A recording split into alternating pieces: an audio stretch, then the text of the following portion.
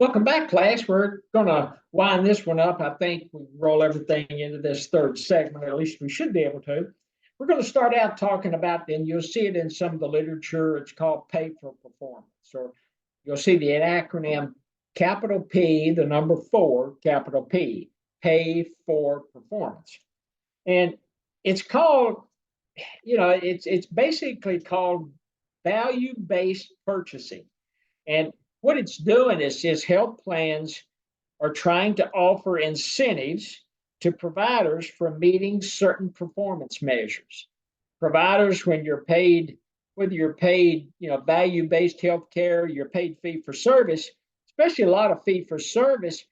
In the past, providers, okay, we get paid fee for service. I'm going to, have an office visit. I'll see an office visit, say I get paid $60 for an office visit.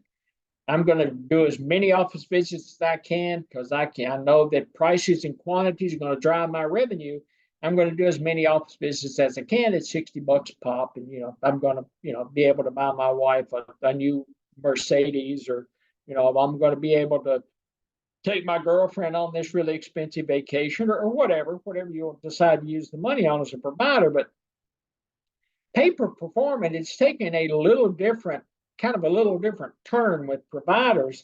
And basically what it's doing is it's taking it, and they're offering incentives for meeting performance measures. Now, clinical outcomes are difficult to measure, especially things like survival rate.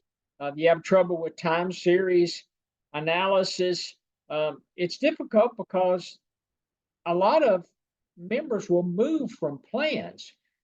Just remember that if you go to work for an employer group, most employer groups have a relationship with a health plan. They could have relationships with, I guess, multiple health plans, but most of them have relationships with a given health plan. And the relationship with that health plan usually runs from January the 1st to December the 31st. And they are constantly negotiating with health plans, start negotiating probably in September, October, maybe, because they want, usually your open enrollment's last of October through about the middle of December, because they have to have everybody enrolled and given to the health plan so they can get you in the system so that you become effective January 1st. But anyway, a lot of these employer groups are negotiating on an annual basis. And they may be switching health plans. They may be going from Aetna to Cigna to Centene to, some Blue Cross Blue Shield plan, United Health plan. They may be bouncing around and switching health plans, every year because they're looking for better rates. The cost of healthcare premiums for a company, especially a smaller company, is significant, and it is a drain on that profit margin. Remember, your profit margin is revenue minus cost, and health plan is just driving that cost part up. So, you're not sure that revenue is going to keep pace with the cost. So they're trying to, at least on the healthcare side, trying to reduce that cost of those healthcare goods and services via the premium that they pay to health plans. And one of the things that you find is as they switch on an annual basis, if you're working, let's see, Nashville, let's say you're working for Tennessee Blue. And so Blue Cross Blue Shield of Tennessee, and you're working for a Tennessee Blue, and you're, whether you're in the Chattanooga office or in the Nashville office, whichever office you're working out of, and you're negotiating and you're trying to provide analytical work for clinical outcomes and developing these P for P performance measures, it gets difficult because it's hard to track Mrs. Smith in time series, because Mrs. Smith may be with you in maybe Mrs. Smith was with you in 2023, but Mrs. Smith now, her employer group switched to United for 2024, and all of a sudden you've lost Mrs. Smith.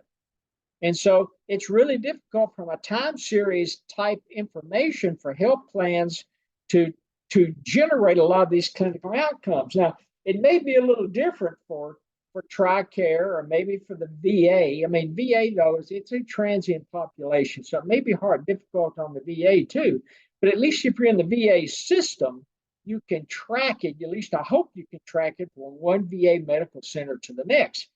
If it's TRICARE, especially if you're active duty and you're going to be in there for the long haul, or you're a retiree, you're an active duty retiree, the members are covered, and it's children up, your dependents are covered too. So it's a little easier to capture the information on TRICARE because you can track that, at least hopefully, from one MTF or one medical treatment facility to the next. But trying to track these clinical performance measures is really difficult, but that's what P4P is based on. They're based on measures that impact your health status.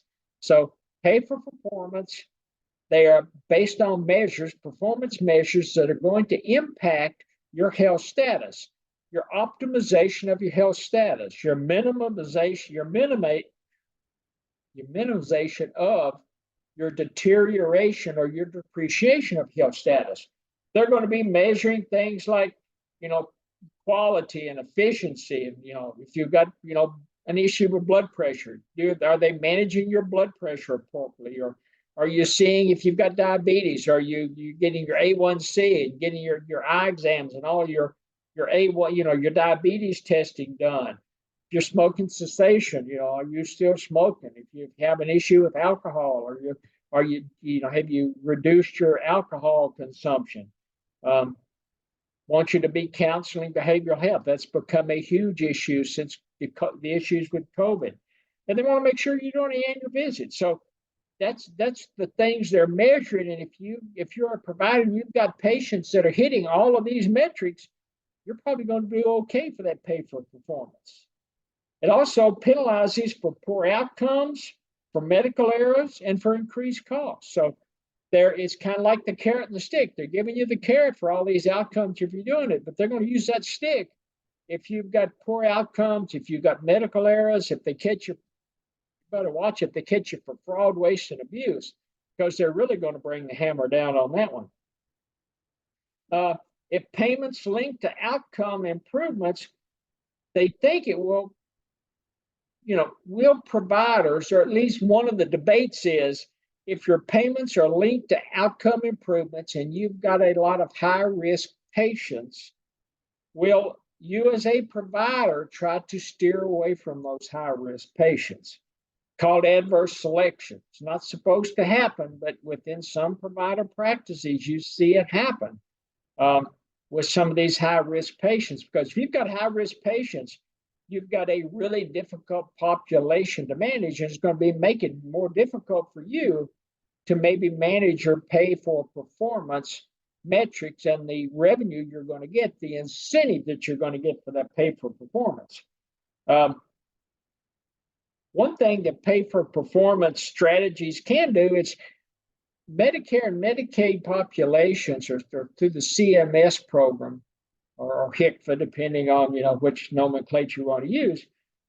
There are opportunities for risk adjustments to those populations. So you as a health plan, if you've got, especially Medicare Advantage, you've got a higher risk population, you get more money from Medicare to manage those patients. So one of the advantages to a health plan, especially if they've got a really well functioning or really highly functioning pay for performance program, it's going to capture a lot of these medical episodes of care or systematic issues within the population that's going to bump up through their risk adjustment process. It's going to bump up those dollars that they're going to receive from Medicare for that Medicare Advantage population.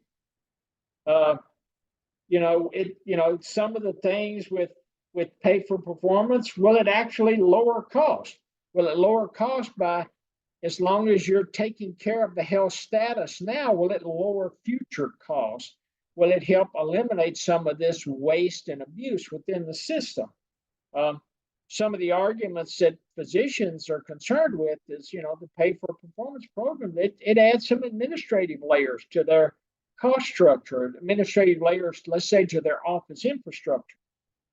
The theory being that pay for performance fosters this patient-provider relationship. It preserves the individual physicians' clinical judgment. It improves patients' preferences. It gives the provider and the patients both some autonomy and I guess privacy when it comes to that patient principal agent relationship. And they just, at least in theory, it fosters a more cooperative and congenial relationship between not only your patient and your provider, but that congenial cooperative relationship between patient, provider, and health plan. I guess I should have said among patient, provider, and health plan.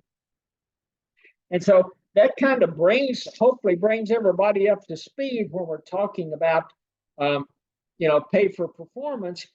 And with that, I've got a lot of work to do. There's a lot to cover on this value-based contracting. So I'm going to cut it short here on this segment. And when I come back, we're going to actually have a fourth segment.